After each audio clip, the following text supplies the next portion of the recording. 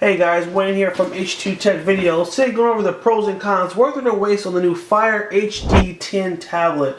This is Amazon's latest 10-inch tablet that just came out.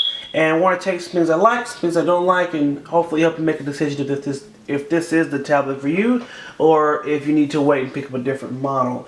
Let's start with the pros, and the first pro is going to be the price. As always, Fire tablets are a lot cheaper than iPads, Samsung tablets. They've ran an ad a couple years ago, and they would have theirs next to an iPad and show you how much cheaper it is.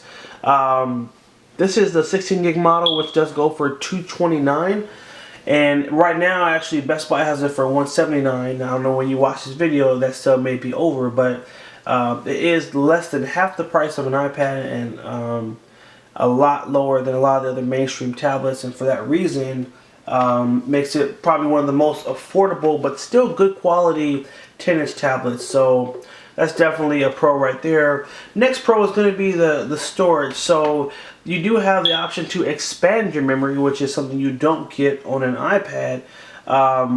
You can purchase the 16 gig or 32 gig model, but there is also the option to expand with a micro SD card. So you can actually expand up to 128 gigs to store more pictures, movies, documents, music, you name it, you can store it just by purchasing that extra card, which are fairly inexpensive these days. So next pro is going to be the durability. So Amazon has changed the design to an acrylic plastic on the back, and their claim to fame is that it is 2 times as durable than the iPad. So definitely can take a drop and it's not going to shatter in pieces, hopefully, as fast. So that's great. Next thing is speed quality. It does have a really good sound to it, so listening to movies is going to be great, as well as music. It does have the Dolby Digital audio built in, so sound is going to be really nice, and again, for the price, you can't beat that. Next thing is, it does have a quad-core processor, so navigating is nice and smooth. In our experience using it, I can't think of a time when I experienced any lag, which is great.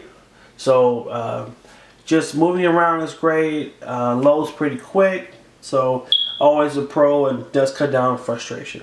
Next thing is going to be the charging. It only takes 5 hours to get to a full charge, and it does have a great standby time as well. So if you're not using the tablet for a long time, let's say you use it one day and you put it down and don't pick it back up for a couple of days, it does hold a fairly strong charge because of a new built-in feature that actually allows you to turn off the Wi-Fi automatically if you haven't used it for over 5 or 10 minutes. So imagine you not using the tablet for a whole day, but the Wi-Fi is turned on and searching. That's normally how tablets run down really quick. So the fact that it has that built in is going to stretch your battery to last a lot longer. So definitely a great pro there. We're going to jump into the cons now, and there are not too many cons, but just want to throw out some of the things that this does lack compared to its competitors.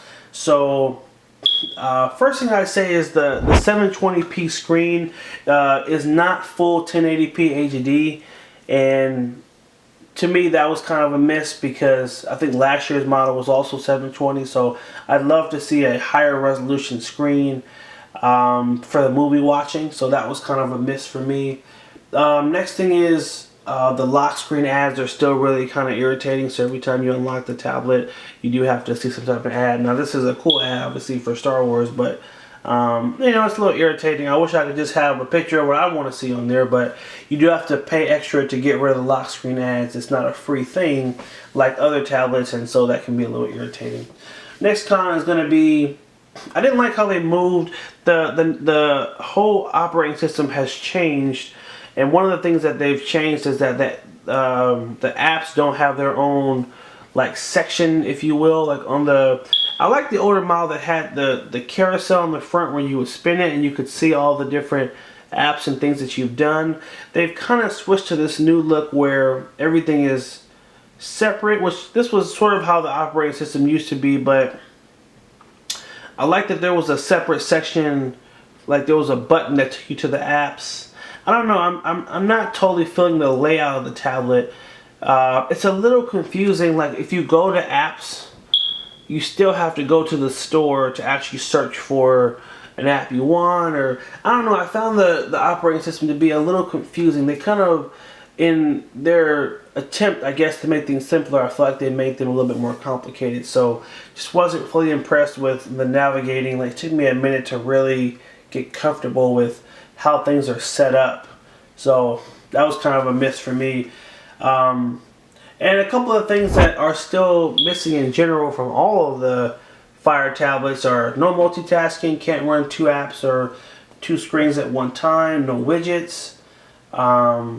There's no built-in like Microsoft Office, or like even Google has their Sheets or Pages. There's no real like solid word processing app. And I feel like although there are third-party options, like Amazon needs to invest in their own company or something where, like, if a student wanted to buy this for school, they could, type and have a solid program to do that. So to me, those are a couple of things that they need to add. Definitely step it up. Another con I'd say is Alexa. I would love to have seen the Alexa, Amazon's new voice assistant, built in, and being able to ask and search things a little bit quicker and cut down on all this extra swiping you have to do. And so overall, that was it, guys. Pros and cons. The question is it worth it or is it a waste? I feel like this is definitely worth it for a group, a certain niche of people. If you're looking for a big screen tablet, 10 inches, and you're kind of on a budget, I would say this is definitely a great tablet for you. You still have the full web browser, so web searching is going to be great. You do have the built-in camera, front and rear. Being able to stream Netflix and Hulu, like all the basic stuff is definitely there, and I think that's awesome.